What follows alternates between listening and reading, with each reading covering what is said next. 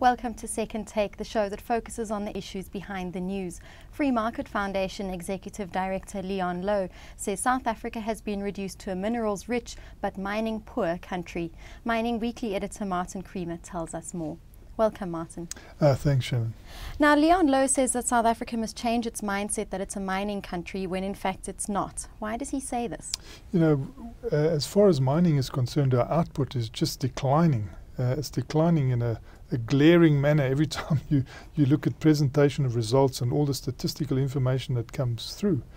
So we're losing jobs in that area. So this was a great engine of economic growth. It always has been for 100 years. But we've mismanaged it. You know, we play fast and loose with jobs.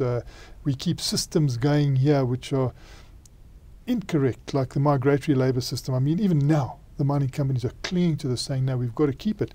They haven't even got to one person per room. You know, so this whole social aspect is blown up in our face. And this is where investors will look hard and say, have you sorted out your social problems? If you haven't, you know, we're not going to invest in something that could explode at any moment. Mm-hmm.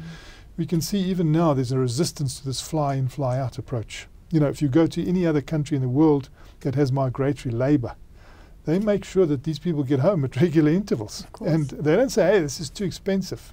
So now I think one conceded this morning that they might try a bus in, bus out. Obviously they've got bigger numbers of people, but they've also got to deal with that issue. You know, people have got to realize that the productivity levels are really poor. So there's got to be fewer people doing more work, and they've got to be machine mediated. They've got to start thinking out of the box, do some research and development, improve the situation. We find that some of the mines are, and some of them are coming up with automation possibilities, which will be very good. Obviously, there'll be a different type of people employed. But we've lost out on being a great mining country. I mean, we look at Australia at the moment, the investment in mining exceeds what the Americans invested to get the Apollo project off the ground and to get to the moon. I mean, that's just the lineup of investment.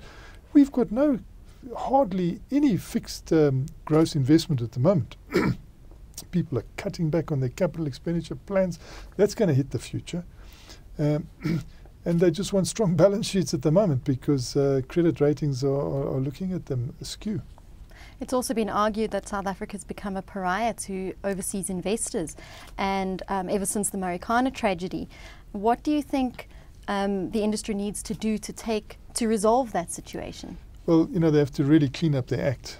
And those people who think they can get away with creating squatter camps on the doorstep of the mine, in really encouraging through living out allowances, the development of a second family. If they think, you know, they can carry on like that, they've got another think coming, because they're going to damage the value for shareholders. You know, the Rustenburg example, Marikana, we see that there's a dual family situation. People are having a new house of a rudimentary kind close to the mine because they've received a living out allowance, and they've demanded that, and the unions have encouraged that.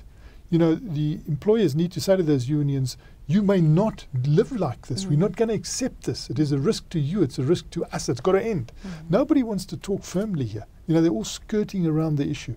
They've got to look Labour in the eye and tell them when they're on the wrong route. They can't create a family close to the mine, little children playing on rubbish dumps. There's no sewage. There's no water. There's no roads. And people are saying, well, you know, let's get back to work now. Let's get back to producing. Well, we've got to do both. And let's face it, these mines make a lot of money generally. They have got great cash generation often. And they must start insisting that the social fabric around their operations is of a world-class standard.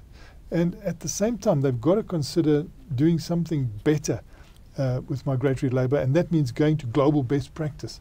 And if this means fly in, fly out, so be it. Now, you've mentioned that the unions are happy with this sort of dump living. Why do you think they do encourage it? Because the unions don't know whether they're coming or going. You can see that the way they have managed the situation here has blown up in our faces. The National Union of Mine Workers, the biggest union, must look at itself in the face and say, we have failed abysmally. Don't start making demands for living out allowances when they're creating another social problem. Proper order has got to come back into the situation, and an essential part of it is this family life. We can see that where people are getting back to their families, where they are well accommodated, you don't have problems. There are certain areas of the Free State that have had hardly any problems because a lot of those mine workers are well accommodated, close to the mine, not in shacks, and also they are able to get back to Lesotho easily because there's a proximity there. And that is borne out in the unrest figures. So, I don't think we can have more of the same. It's got to be different. People have got to look at all the aspects, including the social aspects, and that's the only way we're going to get back to normality.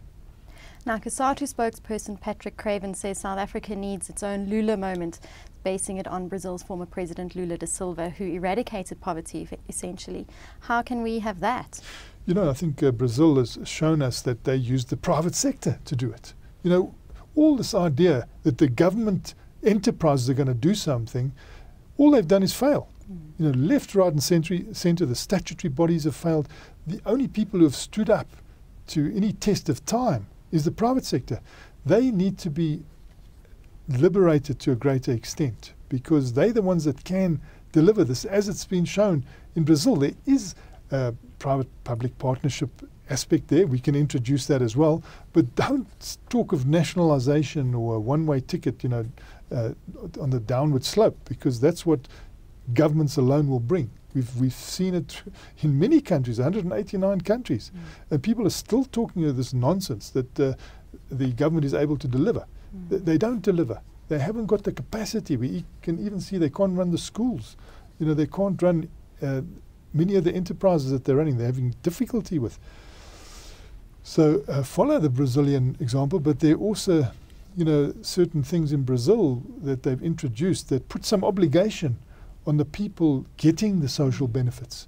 And the one is that you do not get that social benefit unless you see that your kid gets to school and you see that your kid is inoculated against disease. If you don't do that, you're not going to benefit from this special social outreach.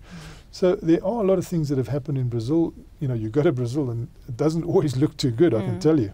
So I don't think that there's a question of eradication, but they've set a good sort of momentum in motion, Lula has, and it can be something that we could look at quite carefully. Obviously, we've got to do our own thing. We've got to make sure that ours works, and we've got to get the state not thinking it can do everything and thinking it can be developmental because it just hasn't got the funding, it hasn't got the fiscal base, and it needs to look to everybody in South Africa to try and help, particularly the private sector, which is able to turn things to account. And it's a two-way street. We need responsibility and accountability from all sectors. Everyone here in South Africa has got to pull together. Well, we hope that happens. Thank you very much, Martin. It's a great pleasure, Shannon. That's the show for today. Join us again next time for more news and insight into what's happening in the mining world.